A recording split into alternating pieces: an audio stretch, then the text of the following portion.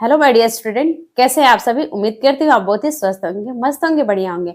मैं आकृति आपकी साइंस एजुकेटर स्वागत करती हूँ मैं आपका हमारे इस यूट्यूब चैनल साइंस बाय आकृति में।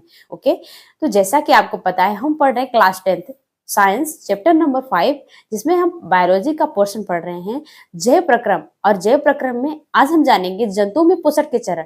अगर हम बात करें जंतुओं में पोषण के कितने चरण होते हैं, तो जंतु में पोषण के 5 चरण होते हैं मुख्य रूप से। और वो कौन कौन से हैं, तो अंतर्ग्रहण, पाचन, अवशोषण, स्वांगीकरण और बहिक्षेपण। जी हाँ, यानी कि ingestion, digestion, absorption, assimilation and egestion.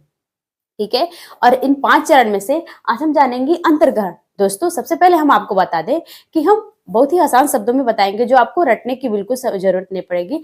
आप बिल्कुल ही बस थोड़ा सा आपको ध्यान देना है, बाकी आपको चीजें बहुत ही सरल शब्दों में समझाई जाएंगी। ठीक है, अगर हम बात करें अंतर्ग्रहण क्या होता है, ठीक है, तो अंतर्ग्रहण की अगर हम बात करें तो भोजन का शरीर के अंदर ग्रहण करने की इस प्रक्रिया को हम कहते हैं अंतर्ग्रहण।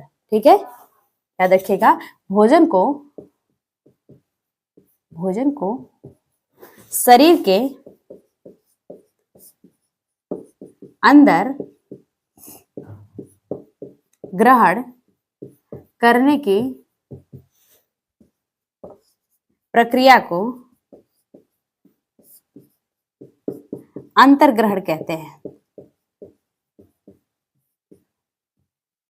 अंतर्ग्रहण कहते हैं, यानी कि इंजेक्शन कहते हैं। ठीक है, यानी ओके, तो उम्मीद करती हूँ आपको ये परिभाषा अंतर्ग्रहण किसे कहते हैं ये समझ में आया होगा। चाहे तो आप इसे स्क्रीनशॉट ले। चलिए, अब हम बात करेंगे अलग अलग जीवों में अंतर्ग्रहण कैसे होता है, उनमें कौन कौन से अंग पाए जाते हैं अंतर्ग्रहण के। ओके, तो सबसे पहले हम बात करेंगे सबसे सरल जीव अमीबा की। अमीबा जैसा कि आपको पता है एक कोशिकीय जीव है, और उनमें देखिए अगर हम अमीबा की बात करें तो उसकी कुछ इस तरह से कुछ संरचना होती है। ठीक है, और अमीबा में पाए जाते हैं कूटपाद। कूटपाद के द्वारा अमीबा क्या करता है, अंतर्ग्रहण करता है भोजन की। ठीक है, अमीबा में कूटपाद के द्वारा अंतर्ग्रहण होता है भोजन का। हाइड्रा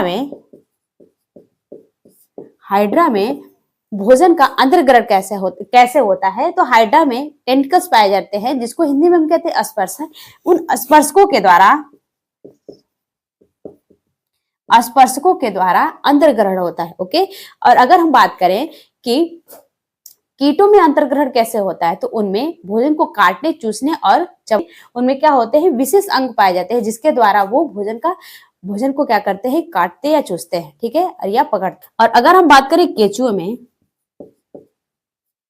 केंचुओं में अंतर्ग्रहण कैसे होता है, तो केंचुओं में मांसल ग्रसनी पाए जाते हैं, उनके द्वारा अंतर्ग्रहण करते हैं। यानी कि भोजन को अंतर्ग्रहण करने के लिए केंचुओं में मांसल ग्रसनी पाए जाते हैं, जिसके द्वारा वो भोजन का अंतर्ग्रहण करते हैं। ठीक है, अगर इसके साथ ही अगर हम पक्षी में कैसे होता है अंतर्ग्रहण, तो पक्षी में अंतर्ग्रहण करने के लिए उनमें चोंच पाए जाते हैं, बीक।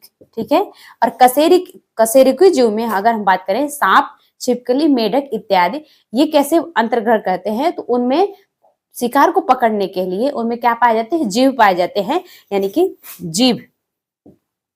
कशेरुकी जीव में जीव पाए जाते हैं, सांप, छिपकली, मेढक, इनमें जीभ के द्वारा वो अपने शिकार को पकड़ते हैं। और कशेरुकी जीव में मनुष्य भी आते हैं, और मनुष्य अपने भोजन का अंतर्ग्रहण मुख के द्वारा करता है। ठीक है, किसके द्वारा करता है, मुख के द्वारा। उनमें विशेष अंग क्या पाए जाते हैं, मुख। तो ये रहे आज के अंतर्ग्रहण।